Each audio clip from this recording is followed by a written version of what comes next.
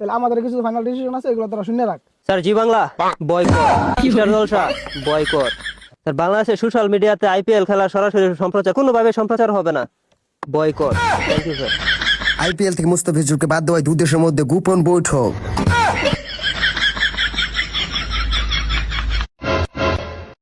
Sir আমরা meeting আরেকটা আছে, এই সময় কম, শুরু করো। মানে তোরা কি মুস্তাফিজুর কি ফাইনাল মানে ডিসিশন বাদ দেওয়া চাস? সে এটাই, দাদারা একবার যেটা বলে সেটাই করে, সেটাই ফাইনাল। এখন তোরা যে ক্রিকেটের ভিতরে রাজনীতি ঢুকাই দিচ্ছস, এটা কি ঠিক করছস? সে আমাদের সনাতনী ধর্ম চেতে গেছে। এখন যদি আমরা মুস্তাফিজুরকে রাখি তাহলে কে কি আর থাকবে না? সে থাকবে না, কে আর থাকবে না? তো ভালোই করছস। তোরা কি পাকিস্তানের বয়কট করস, বাংলাদেশে বয়কট করস, কয়েকদিন পরে তোরা তো কোনো দেশের প্লেয়ারই পাইতি না। তোরা নিজেরা খেলতে লাগবো। ইন্ডিয়া বনাম ভারত। আমরা যে হারে মানুষের প্রতি বাস দেওয়া শুরু করছি, এই বাসটা আমরা খাই আমি।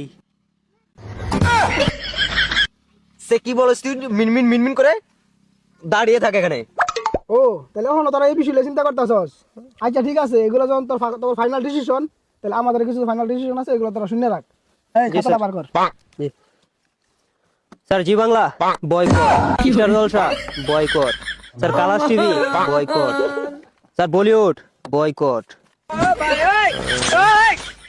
স্যার বাংলাদেশের সোশ্যাল মিডিয়াতে আইপিএল খেলা সরাসরি সম্প্রচার কোনোভাবে সম্প্রচার হবে না, বয়কট। Thank you sir.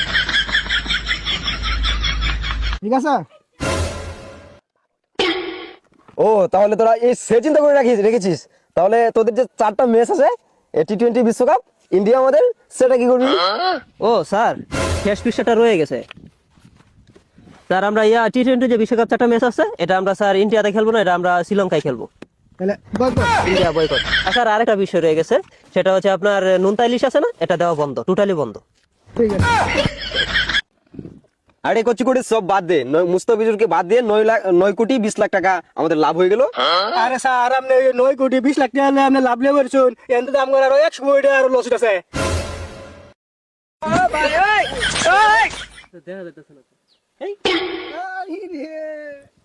এ দাদা ভুল করে ফেলেছি, কচি করে ভাবলাম কি সালা হলো কি মাইরি।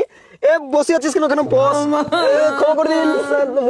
মুস্তাফিজুরকে বাদ দিয়ে যে আমাদের এত ক্ষতি হয়ে যাবে সেটা বুঝতে পারিনি দাদা। ক্ষমা করে দিন দাদা। দাদা কচি করে ক্ষমা করে দিন দাদা, এরকম ভুল মাইরি বলছি আর হবে না। ক্ষমা করে দেবো। জি না স্যার, কোনোভাবে ক্ষমা করার যোগ্য না এটা। আমরা যা ডিসিশন নিছি তাই ফাইনাল। সে দাদা আমাদের চ্যানেলগুলো খুলে দেন, এগুলা খুলে দেন। সম্ভবই না স্যার। সব বয়কট, মানে ইন্ডিয়া বয়কট। স্যার আমরা আগে কইছিলাম, এখন কচি করে একটা গুদ মারা খেয়ে গেলাম না। সে বারা ভাবলাম কি আর হলো কি করে দিল বাঙালি, আলতো করে পুন মারা খেয়ে গেলাম।